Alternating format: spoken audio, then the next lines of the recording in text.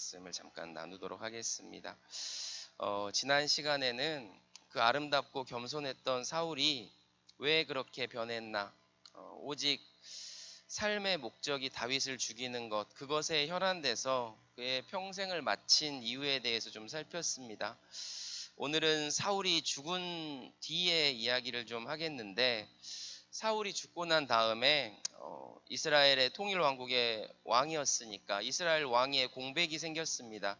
여러분 아시는 것처럼 사울의 죄 때문에 사울의 아들들은 대부분 다 죽었습니다. 그리고 요나단 역시 블레셋 전장에서 아버지와 함께 전사했습니다.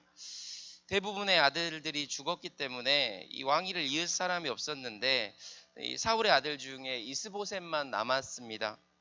자녀에게 왕위를 물려주는 그런 개념에서 사울의 다음 왕으로 이스보셋이 왕이 되는 것이 맞겠지만, 그럼에도 불구하고 다윗은 왕이 될 수 있었습니다. 왜냐하면 여전히 다윗의 명성은 사울이 죽인 자는 천천히요 다윗은 만만이로다, 이 노래처럼 강력한 백성들의 지지를 얻고 있었고, 또 사울 역시 다윗을 이미 왕으로 다음 왕은 바로 너다라는 그런 얘기도 한 바가 있고, 요나단도 그렇게 얘기를 했고, 그러니까 모든 정황적으로 보자면 충분히 다윗이 왕이 되는 것이 맞습니다. 그런데 그런 상황으로 흐르지 않았죠. 이런 상황에서 다윗이 반란을 도모할 수도 있었고 정변을 일으킬 수도 있었지만, 다윗이 한 것은 하나님께 먼저 물어본 거였습니다. 사무엘하 2장 1절, 다윗이 여호와께 여쭈어 아뢰되 내가 유다 한 성읍으로 올라가리이까 여호와께서 이르시되 올라가라. 다윗이 아뢰되 어디로 가리이까 이르시되 헤브론으로 가라. 다윗은 서두르지 않았습니다. 왕이 되는 것이 중요한 것이 아니라 하나님의 음성을 듣는 것이 중요했다는 그런 얘기입니다. 그래서 하나님의 음성을 듣고 헤브론으로 갔는데, 그곳에서 유다 사람들이 찾아와서 다윗을 왕으로 옹립합니다. 비로소 왕이 된 겁니다. 그런데 왕이 되었는데 통일 이스라엘 왕국의 왕이 아니라 유다 왕의, 그러니까 유다 지파의 왕이었습니다.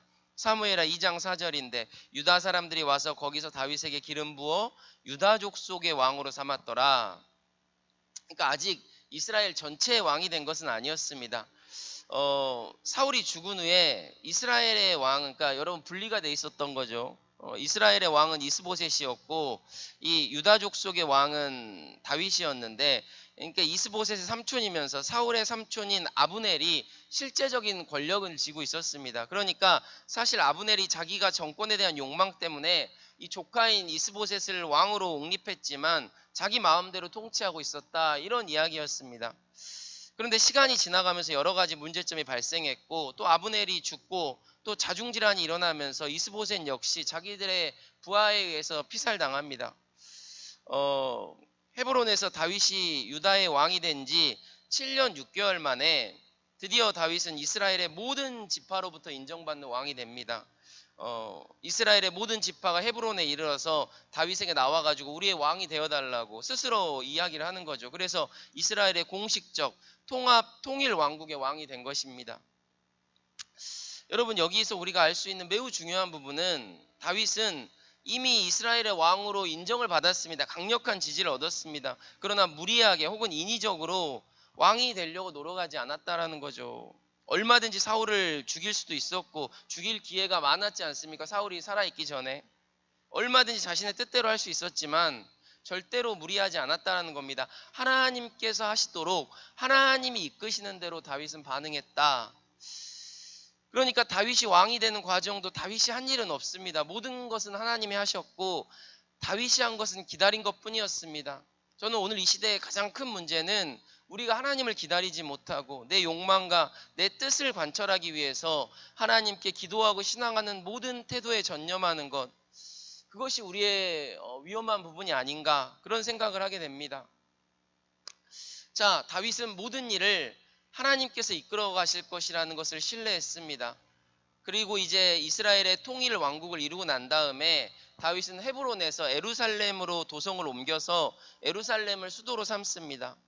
다윗이 한 일은 다시 한번 반복하지만 기다리는 것이었고 모든 일은 하나님께서 하신 것이었습니다. 정확하게 하나님을 기다린 거죠. 모든 일에 하나님을 쫓은 겁니다. 사실 이게 믿음이죠. 그러니까 믿음이라는 것은, 믿음이 좋다는 것은 무엇이냐면 내가 스스로 무엇을 다 결정하고 하는 것이 믿음이 좋은 것이 아니라 무엇이든지 하나님께 묻고 세세한 것이라도 하나님의 뜻을 따르는 것이, 그게 믿음이 좋은 것이다, 이렇게 말할 수 있겠습니다. 이렇게 하나님의 뜻을 따라 늘 하나님께 묻고 하나님이 원하시는 대로 행동하는 이 다윗에게 벌어진 일을 이 성경은 이렇게 기록합니다. 우리 한번 같이 볼까요? 사무엘하 5장 10절입니다. 만군의 하나님 여호와께서 함께 계시니 다윗이 점점 강성하여 가니라. 하나님이 함께 하시는 다윗, 모든 것을 하나님께 물어보고 하나님의 뜻을 구하는 말 자체가 하나님이 그와 함께 하신다는 뜻이죠. 그의 삶 자체, 그의 왕국 자체는 탄탄대로였습니다. 하나님이 지키시는 거니까. 자, 통일왕국을 이루니까 이 주변의 이 모습에 대한 주변 왕국들의 반응이 드러나기 시작했어요. 긍정적인 측면은 두로 같은 나라는, 두로의 히람은 다윗에게 왕궁 짓는 것을 위해서 목수, 석수, 백향목 등 재료들을 제공하는 그런 일이 벌어지는 겁니다. 다윗 왕을 지지하는 거죠. 반면에 불안하게 보던 나라가 있었는데 그게 블레셋이었습니다. 아무래도 통일왕국을 이루었지만 정권 초기는 좀 단단하지 못하다고 판단을 한 블레셋이 이스라엘을 왕권 초기에 여러분 공격합니다. 이스라엘을 공격하면서 대규모의 군사를 일으켰는데 굉장히 많은 군사를 일으켜서 르바임 골짜기에서 결집하였습니다. 근데 다윗은 이때도 조급하지 않았습니다. 성경의 기록에 의하면 사무엘하 5장 18절에 르바임 골짜기에 대군들이 집결했다라고 기록이 나오는데, 다윗이 한 것은 전쟁을 준비한 것이 아니라 하나님께 묻는 거였어요. 지금 적군이 수없이 새까맣게 몰려들어왔는데 그 상황에서 다윗은 하나님께 물었다. 하나님을 기다렸다. 우리가 잘 아는 것처럼 여러분, 예전에 사울이 전쟁을 할 때 아말렉과 전쟁을 나갈 때 조바심이 나니까 사울이 올 때까지 기다려야 되는데 자기가 원하는 시간에 사무엘이 오지 않자 자기 스스로 제사를 하고 자기 마음대로 결정하면서 전쟁을 하는 그런 사울의 모습을 우리가 기억하지 않습니까? 그런데 다윗은 그렇게 하지 않았어요. 기다렸다고요. 그리고 이렇게 묻습니다. 사무엘하 5장 19절, 다윗이 여호와께 여쭈어 이르되 내가 블레셋 사람에게로 올라가리이까 여호와께서 그들을 내 손에 넘기시겠나이까. 그러니까 우리가 이렇게 묻고 대답하는 장면을 쉽게 생각할 수 있는데 이렇게 이해하면 더 쉽습니다. 그러니까 기도했다라는 거예요. 지금 하나님, 제가 싸우러 갈까요? 기도한 거예요. 그러니까 서술적 상황처럼 쓰여 있으니까 여러분, 우리가 너무 쉽게 생각할지 모르지만 그게 아니고 지금 하나님께 기도하고 있다는 뜻입니다. 하나님께 이 문제를 놓고 지금 르바임 골짜기에 블레셋 적군이 가득한데 하나님께 기도한 겁니다. 하나님, 어떻게 하면 좋겠습니까? 하나님, 저에게 가르쳐 주십시오. 이런 과정이 있었다라는 거죠. 어떤 결정도 자기 뜻대로 하지 않고 하나님의 뜻을 묻고 행동한 것입니다. 이건 백성들에게도 굉장한 중요한 의미가 있어요. 당연히 신하들이 와서, 아직 초기 왕정 국가니까 다윗을 의심하는 사람들도 있었을 거 아닙니까? 그런데 그 신하들이 와가지고 지금 르바임 골짜기에 블레셋 적군이 가득한데 왕이시 어떻게 하시겠습니까? 이렇게 묻지 않겠습니까? 비상, 지금 완전 적색 경보가 내려진 거잖아요. 근데 그때 다윗이 뭐라고 하냐면, 다시 재구성해서 얘기해보면 이런 거예요. 야, 잠깐만 기다려라. 먼저 내가 하나님께 좀 아뢰야겠다고. 그 다음에 기도하러 자신의 골방으로 들어간 겁니다. 그러니까 얼마나 신하들이, 여러분, 지금 촉각을 다루는 시간인데 얼마나 답답했겠어요. 초조했겠습니까? 근데 여러분, 갑갑하지만 여기서 중요한 상황이 벌어지는 거예요. 그게 교육입니다. 교육. 그 상황에, 그 초조한 상황에 왕이 기도하러 갔다.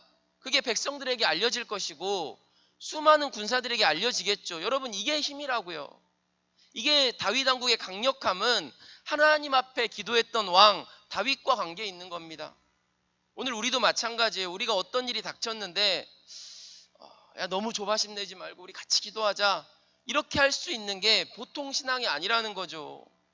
근데 다윗은 그렇게 했다는 겁니다. 하나님께서 그런 기도를 하는 다윗에게 이렇게 말씀하셨습니다. 다윗아, 올라가라. 내가 반드시 블레셋을 네 손에 넘기리라. 그 말씀을 듣고서야 전쟁에 나가서 다윗이 그 전쟁에서 승리하는 겁니다. 그러니까 이 구조가 여러분 신하들에게 백성들에게 알려지지 않았겠어요? 그러니까 막 전쟁이 막 급한데 막 전쟁의 차질이 막 속전속결로 안 되는 거예요. 뭔가 막 멈춰 있는 겁니다. 그러니까 뭔지 막 이렇게 소문이 나겠죠. 그러니까 왕이 기도하러 갔다는 거예요. 그리고 나서 왕이 결정하고 난 다음에 왕께서 하나님의 응답을 받고 그 다음에 전쟁에 나간 겁니다. 그래서 여러분 대승을 한 거죠. 이것들이 여러분 모든 신하들 백성들에게 알려졌겠죠.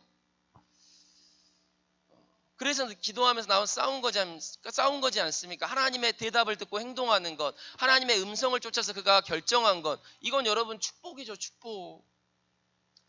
여러분 이 시대에 진짜 크리스천에게 주어진 축복이 뭘까? 먼저 하나님께 기도할 수 있다는 것 자체가 축복이지만 그 기도에 응답을 받고 사는 것은 더 큰 축복이라고 생각합니다. 우리가 하나님과 늘 일정한 관계를 맺고 깊고 영적인 어떤 릴레이션십, 깊은 관계를 맺고 있다면 당연히 우리가 하나님의 음성을 듣게 되겠죠. 자, 이제 블레셋이 패배했습니다. 그리고 블레셋이 전열을 가다듬어요. 처음에는 그들이 소위 자기들의 우상을 들고 나가 싸웠거든요. 보통 여러분 고대 전쟁들은 어떻게 하냐면 자기들이 믿는 우상들을 앞세워서 나갑니다. 그게 자기네들을 지켜줄 거라고, 이 전쟁을 승리하게 할 거라고. 근데 그게 아닌 거예요. 다 버렸습니다. 그래서 여기서 블레셋이 갖고 온 우상이라는 것은 아무래도 가나안 땅, 이 팔레스틴 땅을 점령하는 과정에서 얻은 우상일 확률이 굉장히 높은데 그거 다 버리고 우리의 본래 모습으로, 야 우리가 원래 철기 문화를 쓰는 검을 쓰는 자들 아니냐. 그래서 이제 재무장에서 다시 공격을 시도한 겁니다. 여러분 블레셋이 다시 공격했지만 일단 블레셋이 한번 대패했기 때문에 아무래도 전력이 약화됐을 수 있겠죠.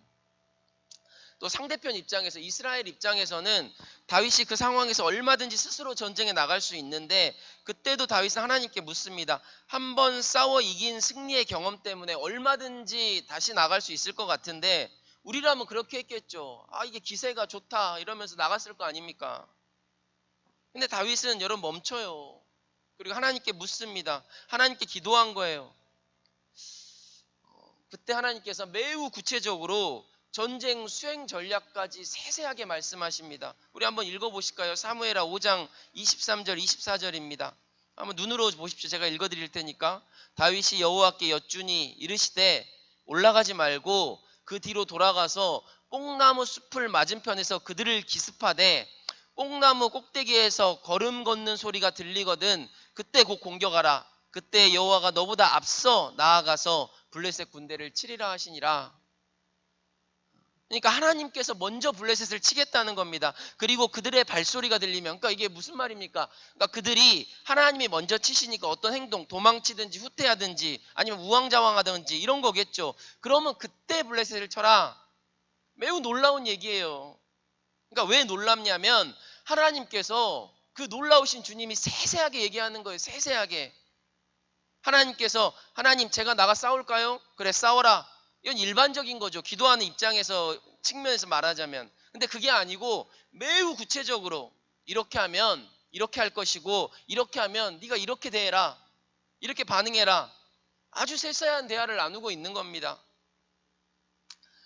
그러니까 하나님께서 우리에게 대충 응답하시는 것이 아니라 아주 구체적으로 우리의 숨소리를 기억하시고 머리카락을 세시는 하나님이 우리의 모든 것 가운데서 세밀하게 응답하시고 이끄신다라는 뜻이죠. 이렇게 하나님은 다윗과 있었습니다. 그 비밀은 하나님의 대답을 듣고 행동하였을 뿐만 아니라 절대로 다윗 혼자 스스로 결정하고 싸우지 않았다는 겁니다. 모든 순간 하나님께 묻고 그 뜻을 쫓아 행동한 거예요. 저 개인적으로도 가장 여러분 신앙생활하면서 노력하는 부분이 이 부분입니다. 무슨 얘기냐면 제가 막 그냥 결정하고 막 스스로 움직이지 않으려고 노력한다는 뜻이죠. 근데 아직도 부족하죠. 더 하나님 앞에 물어보고 더 곰씹어보고 이것에 대한 모든 과정이 하나님께서 이끄실 때까지 다윗이 한 것처럼 기다리려는 시도를 여러분 날마다 시도하는 거죠. 우리가 반드시 배워야 될 부분입니다. 자기 소견대로 행동했던 사사시대의 이스라엘과 사울과는 다른 모습, 오로지 하나님을 의지하고 하나님의 뜻을 구한 이게 다윗의 힘이죠. 먼저 하나님께 여쭙는 것, 기도하는 것. 여러분, 중국 선교 사역들이 바깥에서만 좀 이루어지다가 외부에서만 좀 이루어지다가 내지로 들어간 대표적 선교사가 여러분 잘 아시는 허드슨 테일러인데, 이분이 중국 선교의 아버지라고 불리우는 매우 중요한 인물 아닙니까? 근데 이 허드슨 테일러가 한 유명한 이야기가 있어요. 그가 어떤 마음으로 사역했는지에 대한, 저는 이 부분을 다윗에게 배우지 않았을까라는 생각을 하는데 유명한 얘기입니다. 여러분 많이 들어보신 얘기일 수도 있습니다. When we walk, 우리가 일할 때 we walk, 우리가 그냥 스스로 일하는 것이지만 when we pray, 우리가 하나님께 기도할 때 God's work, 하나님께서 먼저 일하신다. 우리는 우리가 일을 하죠. 그런데 먼저 기도하지 않는 겁니다. 다윗은 먼저 기도했어요. 하나님께 먼저 물었습니다. 아직 우리가 하나님의 음성이 잘 들리지 않을 수는 있지만 지금부터라도 우리의 모든 상황의 부분을 시시콜콜하게 하나님께 말씀드리고 여쭙고 또 늘 주의 말씀을 묵상하면서 이 말씀 속에서 나에게 말씀하신 음성 듣기를 사모하고 이런 신앙의 모습을 우리가 갖춰야 되지 않을까? 우리는 지금 하나님 아버지 앞에 있음을 잊지 마셔야 됩니다. 다정하고 세심하시고 우리의 모든 것을 아시고 챙기시는 하나님, 우리의 아버지. 그러므로 우리가 더 깊이 우리 하나님 아버지를 알고 만나기를 추구하는 우리가 되어야 할 줄로 믿습니다. 저는 정치나 행정이나 모든 영역에서도 거기서 일하는 모든 자들이 하나님과 깊은 영적인 교제가 있는 그런 사람들이 세워지기를 정말 간절히 원하고 있습니다. 기도하는 자들에게나 하나님께서 세심하게 가르쳐 주시기 때문에, 그래서 여러 가지 어려움과 이 나라의 위기를 만날 때 그분께서 피할 길을 가르쳐 주실 것이고 인도하지 않겠습니까? 이 다윗의 모습을 배우면서 우리도 모든 일에 앞서 하나님께 먼저 기도하는 그런 신앙인으로 섰으면 좋겠습니다. 그러므로 오늘 우리가 같이 예배하고 기도하고 있다는 것은 너무나 아름다운 일입니다. 그렇습니다. 좋죠? 너무 좋습니다. 우리 기도하고 마치겠습니다. 하나님 아버지, 진짜 크리스찬들, 하나님 앞에 기도하고 아버지의 뜻을 구하고 당신께 우리를 인도하시는 그 길을 바라보고 모색함으로 걸어가는 그런 크리스천들이 세상 구석구석에 존재해야 되는데, 세상은 여전히 아픔과 고통과 죄악이 난무하는 모습을 우리가 바라봅니다. 그것이 나의 문제가 아니라고 방관하며 외면하며 살아왔지만 사실 우리 크리스천들의 나태함, 우리가 기도하지 않고 하나님의 뜻을 묻지 않는 우리의 어리석음으로 우리가 세상의 빛과 소금이 되지 못하였음을 회개하지 않을 수 없습니다. 주님 용서하여 주시옵고 바르게 하나님 앞에서 하나님의 사람들로 언제나 주님의 뜻을 묻고 그분 곁에서 걷는 우리가 되게 인도하여 주시옵소서. 다윗의 힘이 주님을 의탁함임을 기억하며 우리의 힘도 주님 안에 있음을 잊지 않고 오늘 하루를 살기를 원합니다. 예수님의 이름으로 기도하옵니다. 아멘.